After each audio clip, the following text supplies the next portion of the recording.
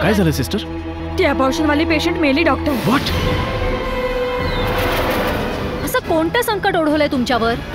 तू मला फक्त एक गोष्ट सांग, तू मला हेल्प करू शकतेस की नाही? सॉरी विशाल, पण मी काय कारण सांगून त्यांच्याकडे पैसे मागू? अगं काय झालं दिव्या, एवढा कसला विचार करतेस तू? डॅड, ऍक्च्युली मी हा विचार करत होते, जर तुम्हा सगळ्यांना वाईट वाटणार नसेल आणि शोनाची ही हरकत नसेल तर काय? तर शोनाचं मूल आपण दत्तक का घेऊ नये?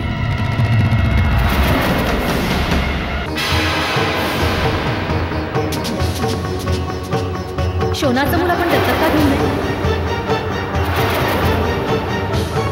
शोनाचं मूल आपण दत्तक का घेऊ नये? काहीतरीच काय बोलतेस तू? तुझं वय अजूनही सरून गेलेलं नाहीये. तसं काही नाहीये मम्मा. मग असं कोणतं संकट ओढवलंय की ज्यामुळे तुला शोनाचं मूल दत्तक घ्यायचंय? ह्यात वाईट तरी काय मम्मा? जर आपण शोनाचं मूल दत्तक घेतलं तर त्याला समाजात एक प्रकारची सिक्युरिटी, एक नाव, एक नवीन ओळख मिळेल.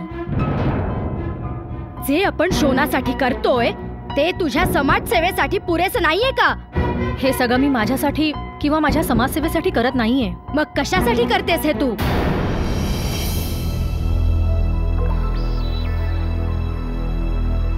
तुम्हा सगळ्यांसाठी, आपल्या सगळ्या कुटुंबासाठी.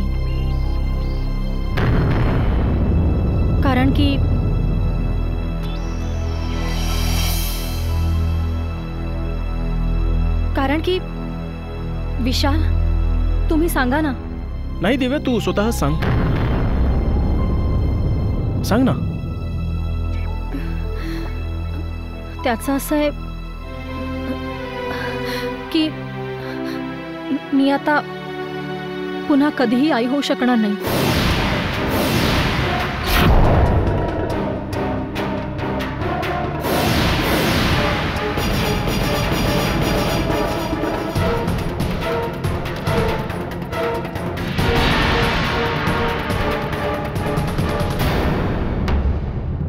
तुला नाही वाटत की आपला वंश पुढे वाढावा? अहो, मी असं कधी म्हणाले हो?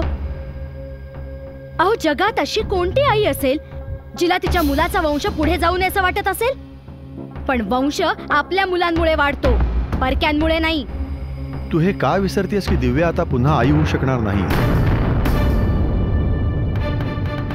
आता आपल्या पुढे दुसरा कोणताही मार्ग नाहीये. पण आपण ही गोष्टही विसरू शकत नाही ना की शोना कोणत्या परिस्थितीत आई होणार आहे. अहो, जर आपण अशा मुलाला दत्तक घेतलं तर मग उद्या समाज काय म्हणेल? समाज काय म्हणेल ते मला माहित नाही, पण मला असं वाटतंय की आपण शोनाचं मूल दत्तक घ्यायलाच हवं. आणि एक वेळ आपण हे मान्य केले की शोनाच्या हातून चूक झालीये, पण त्यात त्या मुलाचा तर दोष नाहीये ना. आपण दुसरं एखादं मूलही दत्तक घेऊ शकतो ना? नक्कीच घेऊ शकतो वंदना, पण तुला नाही वाटत की आपण शोनाचंच मूल दत्तक घेतलं पाहिजे? मला तर वाटतं की ही परमेश्वराचीच इच्छा असावी. नाहीतर दिव्या शोनाला भेटली नसती आणि ती तिला आपल्या घरीही घेऊन आली नसती. वंदना, तू कधी जिनी आणि शोनाच्या मुलामधल्या नात्याचा विचार केला आहेस?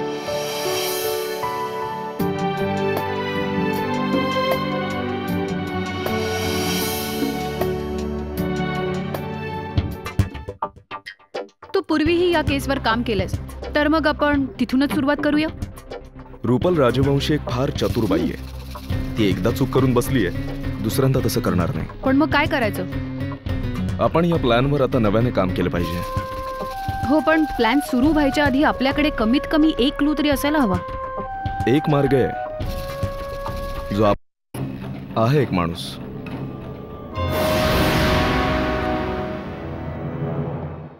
बरोबर.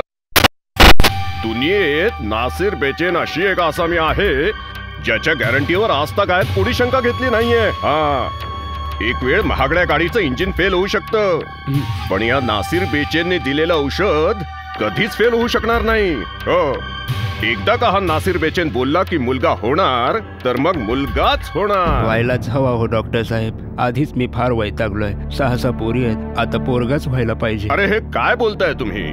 आता मी गॅरंटी दिली आहे ना तुम्हाला. ऐका जरा, या 2 गोळ्या देतोय. एक नारंगी आहे आणि एक करड्या रंगाची आहे. होय डॉक्टर. आता नारंगी गोळी आहे ना, ती तुम्ही रात्री दुधाबरोबर घेऊन टाकायची, आणि जी करड्या रंगाची गोळी आहे ना, ती गरम पाण्याबरोबर तुमच्या पत्नीला घ्यायला लावायची, आणि मग चादर घेऊन झोपून जायचं. 3 महिन्यानंतर चेकअप करून घ्या. जर तेव्हा मुलगा नाहीये कळलं, तर मग तुमची चप्पल आणि माझं मस्तक दोन्हीचं कॉम्बिनेशन करून टाका. डॉक्टर साहेब, मला तसं नव्हतं म्हणायचं. तुम्हाला काय म्हणायचं होतं आणि काय म्हणायचं नव्हतं ते तुमचं तुमच्या जवळ ठेवा, आणि जे मला म्हणायचंय त्याचा अर्थ नीट समजून घ्या. अहो, औषध घेऊन तर पहा. हे जे औषध तुम्हाला दिलंय ना, खूपच स्पेशल आहे. आमच्या शाही खानदानाचं औषध आहे. आजतागायत हे औषध कधीच फेल झालेलं नाहीये. समजलं का? आता हेच पहा, इन्स्पेक्टर साहेब सुद्धा आले औषध घ्यायला. नासिर बेचैन कोण आहे? अहो, मीच तर आहे साहेब, बोला ना. तू आहेस तर नासिर बेचैन?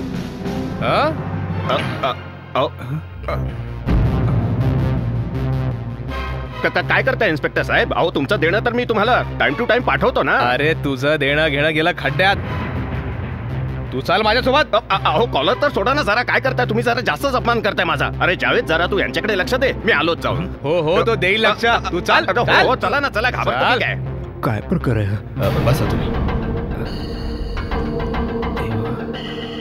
काय सर? ते दोघं काय बोलत होते ते तर मी नीट ऐकू शकले नाही, पण हे पाहून मला आश्चर्य वाटलं की मिशेल एका नवीन मुलीबरोबर नक्की करत तरी काय होता, आणि ती मुलगी नक्की कोण होती.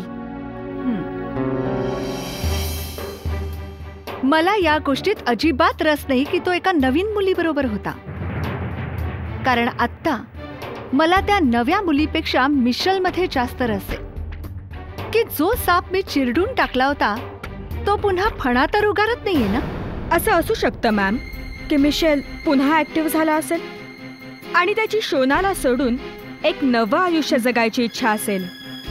जर असं असेल तर यावेळी त्याच्या डोक्यात कोणता ना कोणता प्लॅन नक्कीच शिजत असणार, आणि तो त्यावर कामही करत असेल.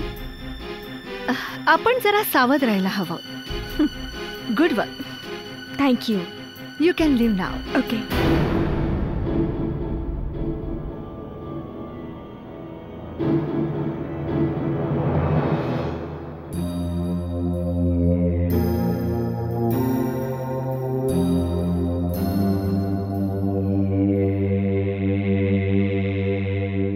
मिशेल, बॉसचा फोन आहे. बोला मिस्टर रॅना. Congratulations Michelle. तू सुरुवात तर खूप चांगली केली आहेस. Your first step is quite good. Very good. You are more confident now. हो, खरंय. नासिर एक असं प्यादा आहे ज्यामुळे आपण हा डाव जिंकू शकतो. नासिर हा तोच माणूस आहे ज्याच्या थ्रू ते मूल विकलं गेलं होतं. Very good. तू चांगली प्रगती करतोयस.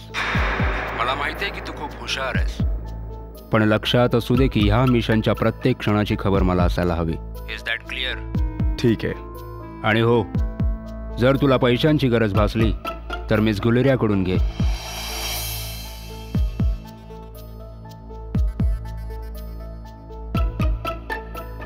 हा पैसा पण किती विचित्र गोष्ट असते ना. माणूस तर सोडाच, इमानही विकायला भाग पाडते.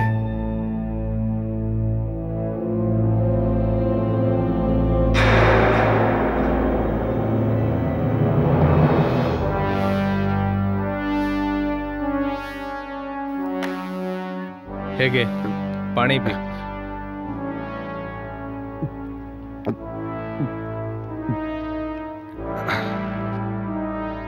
इन्स्पेक्टर साहेब, मी अगदी प्रामाणिकपणे सांगतोय इन्स्पेक्टर साहेब, मला यातलं काहीही माहित नाहीये. सांगतोय ना इन्स्पेक्टर साहेब की माझा तर छोटासा एक डॉक्टरकीचा धंदा आहे हो. अहो 2-4 पुढे अशा बांधून माणसांना गुंडाळतो मी. तुला आम्ही काय लहान मुलं वाटलो का रे? की लगेच आम्ही तुझ्या बोलण्यावर विश्वास ठेवू? बरं चल, एक गोष्ट सांग, तुझ्याकडे डिग्री वगैरे आहे का? डिग्री? हो आहे ना, आहे. डिग्री आहे माझ्याकडे.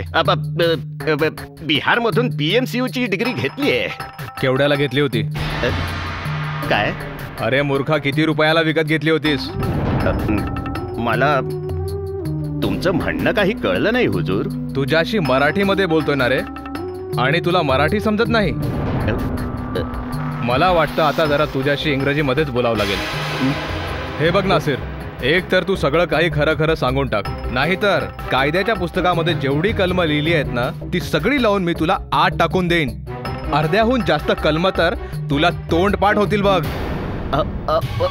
मी खरंच सांगतोय हुजूर, अहो खरंच मला यातलं काही माहित नाहीये. नासिर, माझ्या मते तू मला नीट ओळखलेलं नाहीयेस. तुझी अख्खी बायोग्राफी ह्या क्षणी माझ्याकडे आहे. मी जर माझ्या खास रिदम मध्ये आलो ना तर तुझ्या बॉडीचे पार्ट्स वेगवेगळे करून टाकेन. हुजूर, तुम्ही थोडा विश्वास ठेवा ना. माझं कोणतेही काम इल्लीगल नाहीये. माझ्या दवाखान्याचं लायसन्सही आहे माझ्यापाशी, आणि डॉक्टरची डिग्री सुद्धा आहे माझ्याकडे.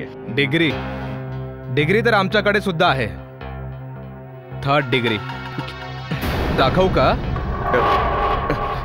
तुझ्याकडची डिग्री बिग्री पाहून मला माझा इलाज करून घ्यायचा नाही. फक्त तू मला एक गोष्ट सांग, विथ लव, ते मूल कुठे आहे? After that you are free. हुजूर, मी माझ्या मुलाची शपथ घेऊन सांगतो की मला यातलं काहीच माहित नाही. पण तुम्ही उगीच कारण नसताना माझ्या मला जरा समजून तरी घ्या साहेब. याला घेऊन जा, चहा पाणी द्या. आणि हो, जरा थंड डोक्याने विचार करून ठेव, कदाचित तुला काही आठवेल बिठवेल. आणि एक गोष्ट लक्षात ठेव, मला मूल लवकरात लवकर हवंय. अंडरस्टँड? घेऊन जा याला. चल चल.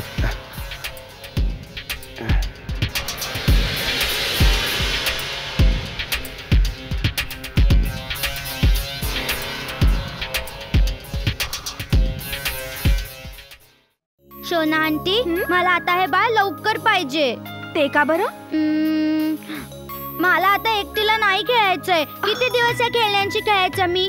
आता मला बाळाबरोबर खेळायचंय. असं आहे का सगळं? तू त्याला सांग ना की लवकर बाहेर ये जरा. मग तू स्वतःच का नाही सांगत? याला सांग की लवकरात लवकर तुझ्या बरोबर खेळायला ये. ठीक आहे, ओके.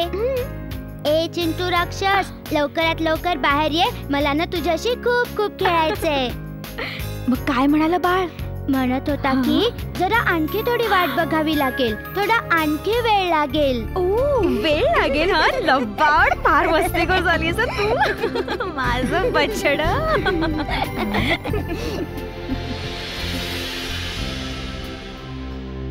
बाण तर तू अगदी नेम धरून मारलास. आता फक्त हेच बघायचंय की तो निशाण्यावर लागलाय की नाही. प्रश्न फक्त बाण निशाण्यावर लागण्याचाच नाहीये, तर हे mission start to end hold करण्याचं आहे. जर एकही फासा चुकीचा पडला तर पूर्ण खेळ बिघडेल. पण आता आपली पुढची स्टेप नासिरने तोंड उघडण्यावर डिपेंड करते.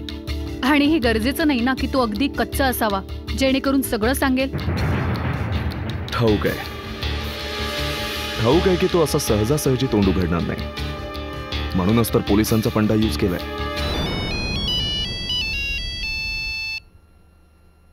इन्स्पेक्टर साहेब, मी आता तुम्हालाच फोन करणार होतो. बोला, काही गुड न्यूज मिळाली? अहो कुठे सर, तो पठ्ठ्या तर अजूनही काही बोलायला तयारच नाहीये. एखाद्याचं तोंड कसं उघडायचं असतं हे तुम्हाला चांगलंच माहित आहे. सर, तुमच्या आदेशाची वाट बघतोय. तुम्हाला आदेश देणारा मी कोण आहे इन्स्पेक्टर साहेब? तुम्ही तुमचा प्रोग्राम सुरू करा आणि तुमचा प्रोग्राम तोपर्यंत चालू ठेवा जोपर्यंत तो सगळं काही पोपटासारखं बोलत नाही. सरकारचा हुकुम सर आखो पर.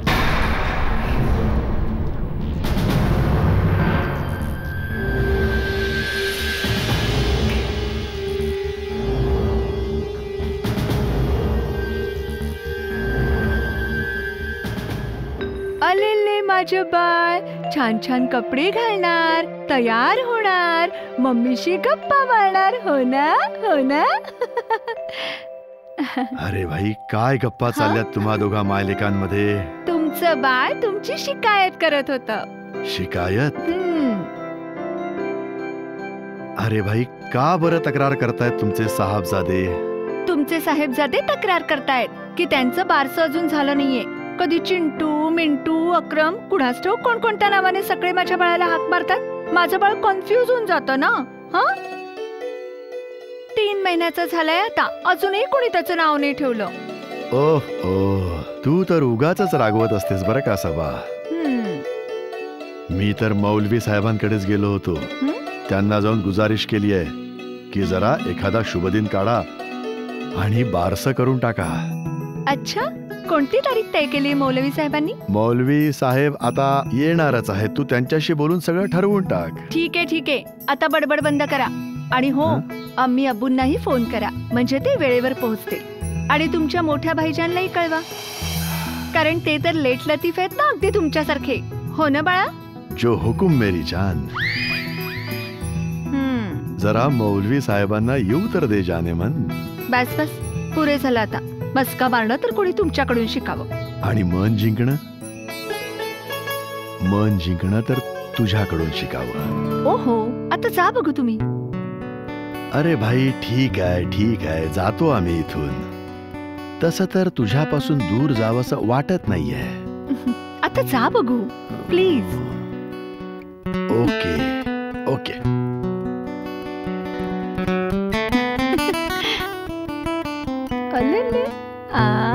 काय ले?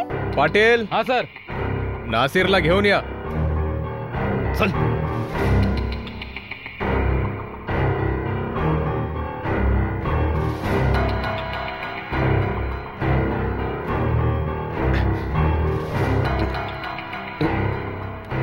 तर नासिर मिया, केला का काही विचार? तुमचा निर्णय ऐकण्यासाठी तुमच्यापेक्षा अहो आम्हीच जास्त बेचैन आहोत. आता हुजूर, मी तरी काय निर्णय घेणार हो?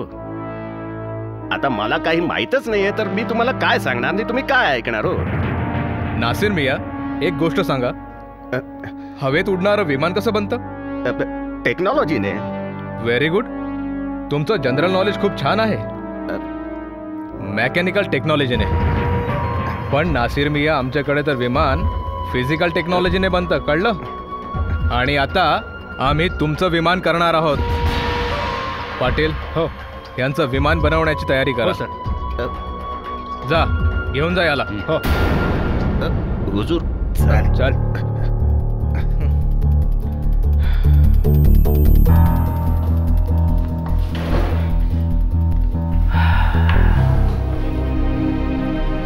हे पब्लिक पण ना, कारण नसताना आम्हा पोलिसांना बदनाम करतात.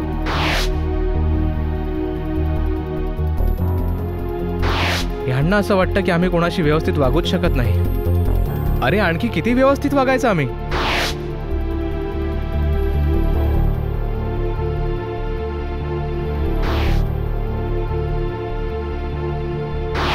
अखेर आम्हाला ह्याच मार्गाचा अवलंब करावा लागतो.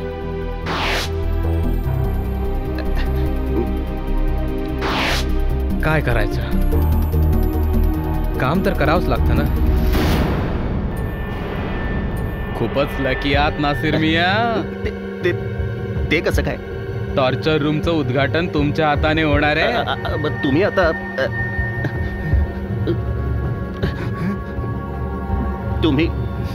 तुम्ही आता मला काय करणार आहात? काय करणार? जास्त काही नाही, 15 मिनिटं आम्ही आमचा खाक्या दाखवू आणि तुम्ही खरं बोलाल. मला काही माहीतच नसेल तर 15 मिनिटं आहेत तुमच्याकडे, जरा विचार करून ठेवा.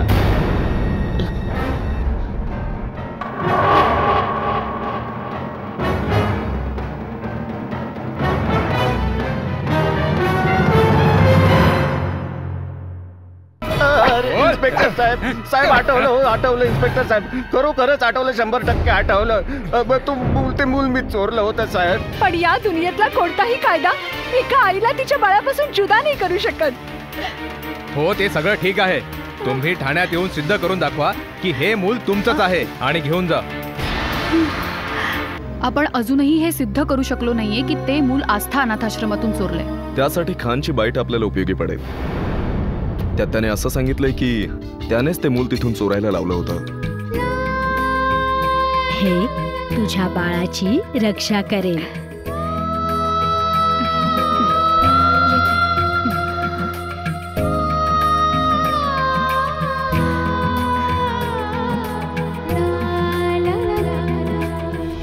नासिर, मी खान बोलतोय. खान साहेब बोला. पण माझं मूल कुठं आहे? हे बघा खान साहेब, त्याचं असं आहे की या सगळ्या गोष्टी फोनवर बोलता येत नाहीत. एक काम करा ना, तुम्ही उद्या 4 वाजता मला वंदना नर्सिंग होमच्या अगदी बाहेर भेटा.